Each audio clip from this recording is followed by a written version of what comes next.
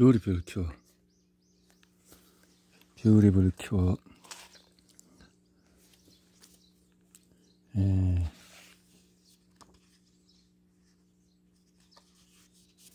이제 이거 어디까지 읽었나?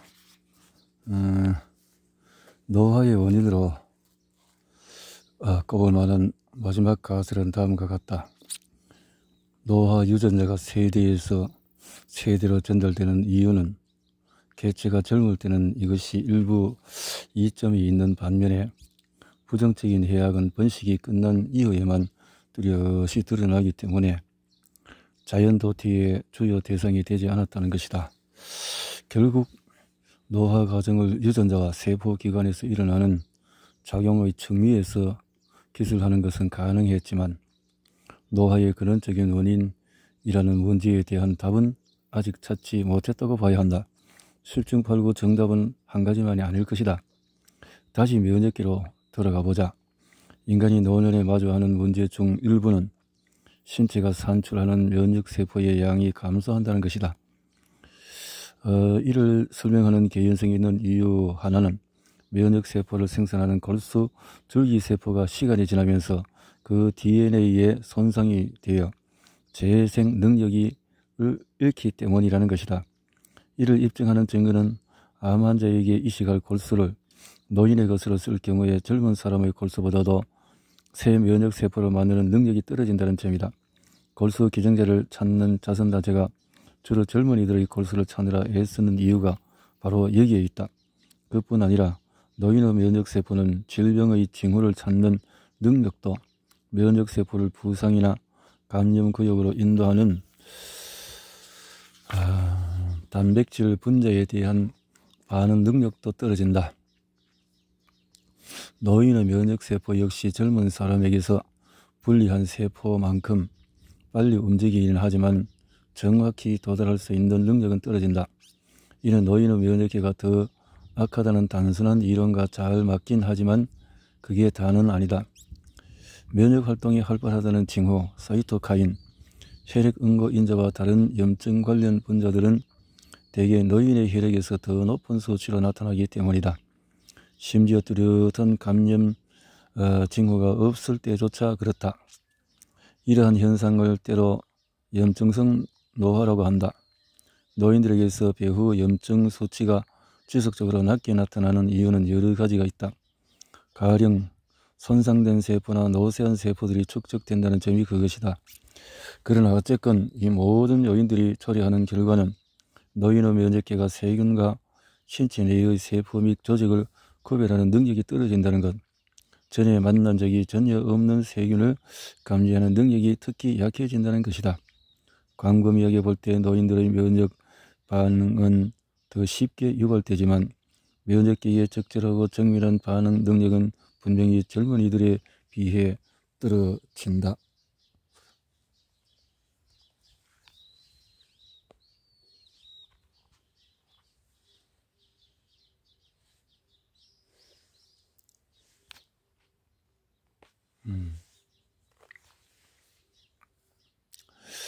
이는 노인의 면역계가 더 약하다는 단순한 이론과 잘 맞긴 하지만 그게 다는 아니다. 면역활동이 활발하다는 징후, 사이토카인, 혈액응고인자와 다른 염증 관련 분자는 대개 노인의 혈액에서 더 높은 수치로 나타나기 때문이다. 심지어 뚜렷한 감염 징후가 없을 때조차 그렇다. 이러한 현상을 때로 염증성 노화라고 한다. 노인들에게서 배후 염증 수치가 지속적으로 낮게 나타나는 이유는 여러 가지가 있다. 가령 손상된 세포나 노쇠한 세포들이 축적된다는 점이 그것이다. 그러나 어쨌건 이 모든 요인들이 초래하는 결과는 노인의 면역계가 세균과 신체 내의 세포 및 조직을 구별하는 능력이 떨어진다는 것, 전에 만난 적이 전혀 없는 세균을 감지하는 능력이 특히 약해진다는 것이다. 광범위하게 볼 때 노인들의 면역 반응은 더 쉽게 유발되지만 면역계의 적절하고 정밀한 반응 능력은 분명히 젊은이들에 비해서 떨어진다. 건강성에 일어나는 일부 변화는 모든 세포의 노화처럼 면역세포의 노화로 인한 불가피한 결과다. 하지만 이것만으로 면역계 전체에 일어나는 복잡한 변화를 모두 설명할 수는 없다. 노화로 인해 면역계에 일어나는 복잡한 현상을 이해하려면 면역계를 구성하는 각 요소를 파악하는 것이 도움이 되긴 하지만 전체 그림을 제공해 주지는 못한다. 면역계 내의 다양한 요소들이 상호작용하는 방식에 대한 이해도 필요하다. 건강상에 일어나는 변화는 면역세포의 노화뿐 아니라 수십 년 동안 세균과 전투를 치러온 면역계의 결과물인 전체 면역계의 노화에서 발생한다. 앞에서 살펴본 대로 감염과 싸울 때마다 우리의 몸은 전에 만났던 똑같은 세균을 만날 때를 대비해 감염과 가장 잘 싸울 준비가 되어 있는 면역세포 중 일부를 보유하고 있다.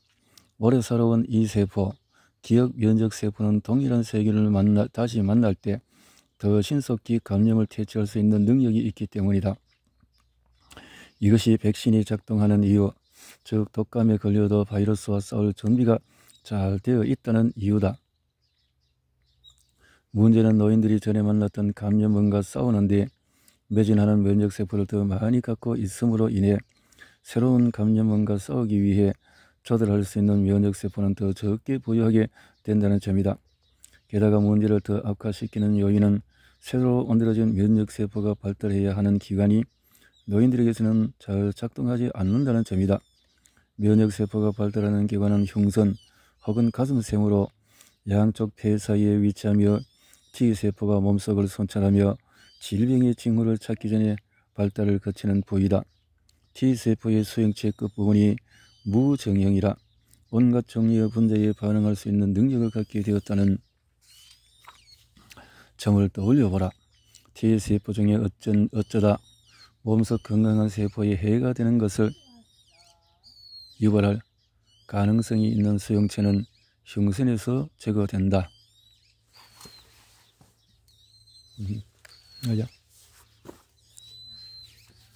따라서 몸속을 순찰해도 되는 T세포는 건강한 세포와 조직에 반응하지 않는 T세포뿐으로 이들은 세균의 성분처럼 몸이 만난 적이 없는 이질적인 분자를 감지할 태세를 갖추고 있다. 대부분의 기관과 마찬가지로 흉선이 제일 크게 발달하는 때는 아동기다. 우리의 면역계는 어릴 때에 가장 확연히 발달하기 때문이다. 누구나 태어날 때 모태에서 빌린 일시적인 방어 체계만 갖고 태어나므로 태어난 개체는 자신이 직접 만든 면역계로 빌린 면역계를 바꾸어야 한다. 새로 만들어진 T세포를 세심히 살피는 흉선의 능력은 사춘기 이후에 계속 감퇴하며 흉선 자체의 크기도 점점 작아진다. 과거에는 노년이 되면 흉선의 크기가 너무 작아져 더 이상 새로운 T세포의 발달이 이루어지지 않는다고 생각했다. 그러나 오늘날에는 꼭 그렇지만은 않다고 알려져 있다. 흉선의 일부 활동은 유지된다. 노인의 흉선 활동은 아동의 흉선 활동의 1에서 55% 정도다. 몸이 사춘기 이후에 남은 생애 동안에 쓸 T세포를 거의 만들어 놓은 것과 같은 변화다. T세포가 새로운 소형체와 함께 생성되지 않으면 우리가 평생 동안 노출된 특정 세균들이 일군의 T세포를 형성하고 그럼으로써 그 특정 세균들과 싸울 수 있는 T세포의 숫자가 늘어난다. 늙어가면서 면역기를 형성하는 다른 요인에는 운동과 스트레스의 양도 있다. 우리의 면역기가 유전에 의해 확정되지 않고 나이가 들어감에 따라 적응한다는 강력한 증거는 유전자가 동일한 일란성 쌍둥이의 면역기에 확연한 차이가 있다는 사실, 특히 나이가 들었을 때 그렇다는 사실에서 찾아볼 수 있다. 스탠퍼드 대학교의 마크 데이비스가 이끄는 국제과학자팀은 200가지가 넘는 방식으로 건강한 쌍둥이 105쌍의 면역계를 분석했다. 분석 방식에는 혈중의 다양한 면역세포와 피임자리 독감 백신을 맞기 전후 면역세포의 사이토카인 분비 능력을 측정하는 작업이 포함되어 있었다. 사람마다 면역계가 다르다는 것, 가령 한 사람의 혈액에 있는 상이한 유형의 면역세포 수는 매우 다르다. 오랫동안 알려진 사실이지만 데이비스와 동료들은 이 변이 중에서 얼마나 많은 것이 유전이고 유전이 아닌지를 확실히 알아내는 일에 착수했다. 이들은 우리 면역계의 대부분의 측면이 유전적인 요인보다도 비유전적인 요인에 훨씬 더 많이 의존한다는 것을 발견했다. 선천과 후천 요인의 결합이 건강을 결정한다는 사실은 오랫동안 알려져 있었지만 후천적인 요인이 우리 몸의 면역 방어 배치에서 이토록 큰 역할을 차지한다는 사실은 새삼 놀랍다.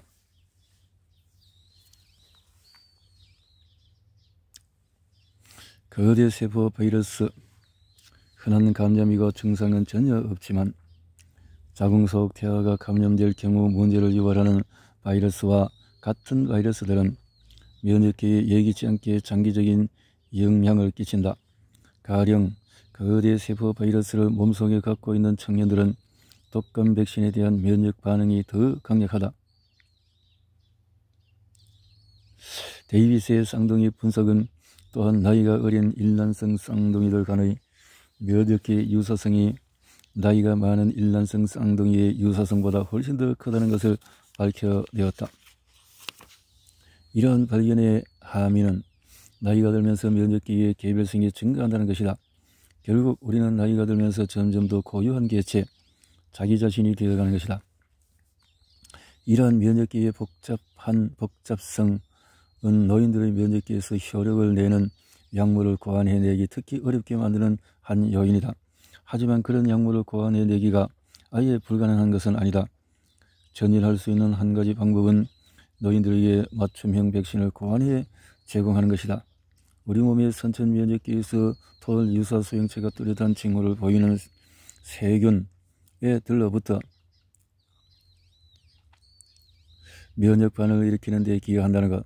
이러한 지식을 통해서 그 뚜렷한 징후를 보이는 단백질 분자를 복제하는 에조건트를 하게 되었다는 사실을 생각해보라. 노인들의 면역계에 맞는 백신을 개발하기 위한 한 가지 접근법은 노인들이 반응을 잘하는 세균 분자의 유형을 복제하는 에조건트를 택하는 것이다. 가령 플라젤린이라고 불리는 분자는 박테리아의 꾸불꾸불한 돌출부에서 분리한 것으로서 모든 연령대 사람들의 면역계가 쉽게 감지하는 얼마 안 되는 세균 분자 중에 하나다. 독감 바이러스에 대응하기 위해서 고안되었으나 이 박테리아 분자도 포함하겠는 백신은 일반 표준 백신보다 나이든 생쥐와 나이든 인간 둘 사이에서 다해서 훨씬 더 큰 효력을 발휘했다. 하루 중에 특정 시간대에 백신을 투여하는 방법의 장점 역시 노인들에게 특히 이로울 수 있다. 아침이나 오후 중 어느 때에 독감 백신을 투여해야 노인들에게 효과를 더 큰지 검증하는 실험이 있었다. 노인들의 백신 반응은 효과는 아침 9시에서 11시 사이에 백신을 투여했을 때가 더 높았다. 이는 백신 접종 한 달 후에 이들의 혈중 항체 수치가 더 높아졌다는 뜻이다. 하지만 아침에 투약한 백신 접종의 이점은 어떤 유형의 독감을 사용하는가에 따라서 달랐다. 세 가지 유형의 독감 백신 중에서 첫 번째 것은 오후보다 아침에 투여했을 때 특히 효력이 좋았고, 두 번째 것 역시 약하게 효력이 더 좋았지만 세 번째 것은 큰 차이가 없었다. 문제는 감지된 차이들을 반드시 실제 독감 감염의 싸우는 능력이 향상된 것으로 해석할 수 있는지의 여부가 분명하지 않다는 점이다. 앞에서 태극권이 면역에 끼치는 영향에서 보았듯이 이 또한 직접 검증하기 어려운 문제이기 때문이다.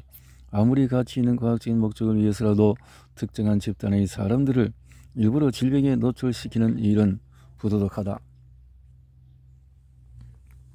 앞으로 실험을 진행했던 버밍햄 대학교의 염증노화 연구소의 소장 제닛 로드는 시간대별 차등을 둔 백신 접종에서 가장 많은 이득을 본 독감 백신, 사실 이 독감 백신 접종이 특히 어려운 유행이다.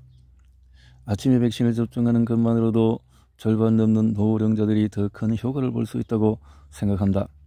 아침 백신 접종이 실제 독감 시즌에 동안의 사람들을 보호하는데 정말 최상인지의 여부를 검증하려면 수천 명의 지원자를 이용한 대규모 실험이 필요하지만 로드의 믿음은 차분하되 확고하다. 그는 최소한 일부 유형의 백신은 노인들에게 하루 중에서 특히 시간대에 접종해야 한다는 사실이 조만간 명확히 밝혀지리라 확신한다. 런던 크락 연구소의 또 다른 연구자인 아킬레시 레디 역시 같은 생각이다. 그는 바이러스에 감염된 세포의 선천 면역 반응이 오후보다 아침에 10배나 더 강력하다는 것을 발견했고, 이것이 백신의 효력이 아침에 더 큰 이유와 관련이 있을 수 있다고 믿는다.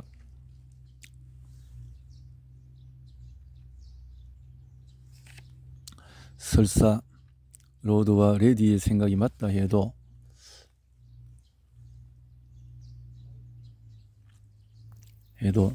노화와 관련된 많은 문제들은 역시 여전히 풀리지 않는 숙제다.